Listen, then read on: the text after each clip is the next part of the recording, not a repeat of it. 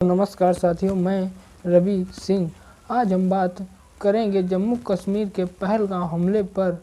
मंगलवार दोपहर करीब 3 बजे जो कुछ हुआ उसने इंसानियत को शर्मसार कर दिया, मानवता को शर्मसार कर दिया। भारत की एकता को लेकर सवाल खड़े कर दिए।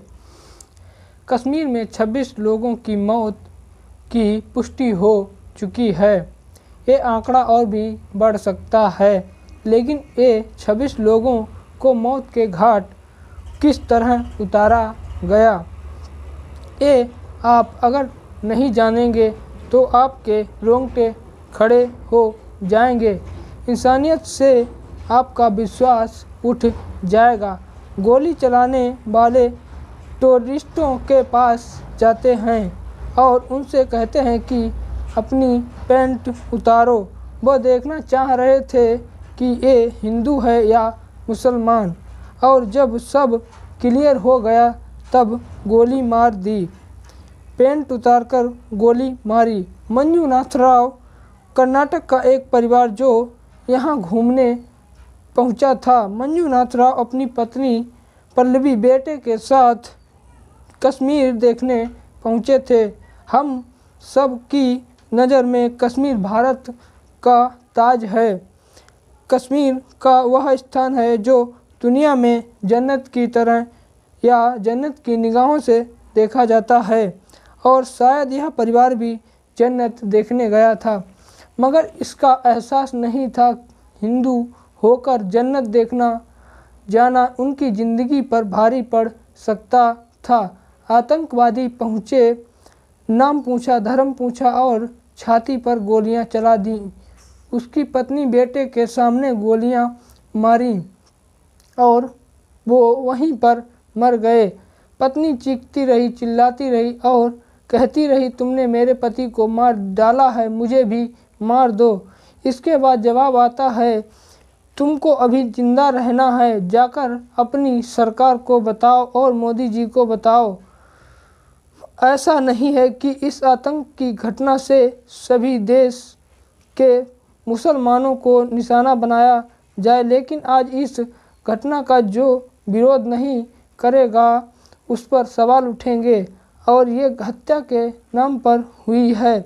और आज हम इस देश के मुसलमानों से कहेंगे, आप भी आइए, हमारे साथ आवाज़ में आवाज़ मिलाइए और कहिए चीख कर कि जो धर्म की वजह से हत्या हुई है की गई है, वो अल्लाह की इबादत नहीं हो सकती। कि वादियाँ जो कश्मीर की वादियाँ जो कभी फूलों की महक शांति से महका करती थीं, अब हिंदुओं के लिए कसाई खाना बन चुकी हैं। कश्मीर में हिंदू होना मौत का फरमान है। इतनी मौतों का सदमा घर घर पहुंचा है। संवेदना के शब्द लोगों के पास कम पड़ रहे हैं। धर्म पूछकर मारने से लोग ज़्यादा गुस्से में हैं, लेकिन गुस्से में आतंकवाद के चेहरे को नहीं भूलना चाहिए। कर्नाटक की पल्लवी और उनके बेटे की तस्वीरें तमाम अखबारों में छापी। उनके पति मंजुनाथ की भी हत्या कर दी गई। कि 45 वर्षीय प्रशांत कुमार सतपथी ओडिशा के बालासुर जिले के साथ गांव पंचायत के मूल निवासी थे। जब आतंकवादी ने गोलीबारी की तब वह अपनी पत्नी 9 साल के बेटे के साथ थे। गोलीबारी की चपेट में मौके पर उनकी मौत हो गई। पहलगाम के ही सैयद हुसैन आतंकवादियों ने क्यों मार डाला? क्या सैयद हुसैन को ऐसा क्या था जिसे मारने के लिए आतंकवादियों ने उग्र कर दी अपनी गोली? आदिल पहलमान में घोड़ा चालक के रूप में काम करते थे। परिवार में कमाने वाले अकेले थे। ये किस्से नहीं हादसे हैं। 19 अप्रैल को प्रधानमंत्री मोदी जम्मू जाने वाले थे, तब तो सुरक्षा की कवायद हुई ही होगी। खुफिया तंत्र को भी अलर्ट किया गया है या होगा, तो क्या किसी को पता नहीं चला। इस तरह का हमला करने की तैयारियां हैं, जबकि सरकार के सामने ऐसा इतिहास देखा गया। जब भी कोई अमेरिका से आता है, कश्मीर में आतंकी हमला होता है।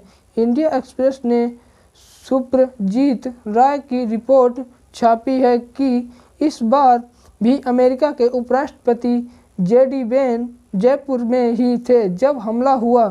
तो सरकार ने इतिहास से क्या सीखा?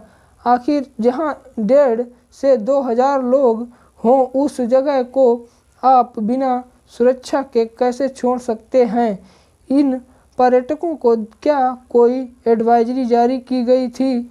अमेरिका अपने नागरिकों को एडवाइजरी जारी करता है कि दुनिया के किस देश में जाना सुरक्षित है और किस देश में जाना असुरक्षित है। भारत सरकार अपने पर्यटकों के लिए क्यों नहीं एडवाइजरी जारी करता है? लोग बयान दे रहे हैं कि 20 मिनट तक गोलीबारी होती रही।